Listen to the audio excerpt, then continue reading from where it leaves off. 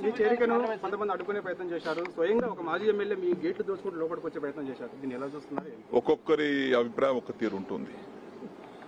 నేను కూడా TRS party చేరకుండా ముందు తెలుగుదేశం పార్టీలో ఉన్నా. నేను ఆనాడు తెలుగుదేశం పార్టీ నుంచి టీఆర్ఎస్ పార్టీ రావడానికి గల కారణాలు ఏందో ఆనాడు ఉండే, మరి అప్పుడు కూడా వచ్చాను కదా. మరి అసలు నేను ముందు నా రాజకీయ భవిష్యత్తు మొదలైందే కాంగ్రెస్ పార్టీతో.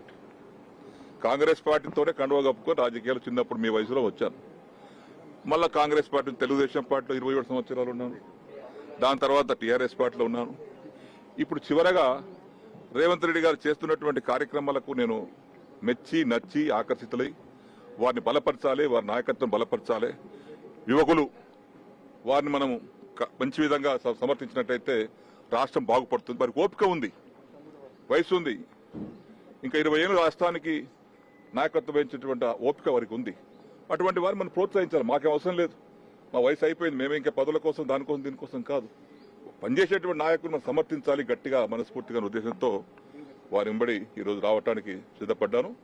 వారిని కూడా భగవంతుడు ఆశీర్వదించాలని ఆశీర్వదిస్తా ఉన్నాడు మహానదేవుడు. దేవతల పైనుంచి నిజమే, చూడండి ఎంత శుభ సూచకమా.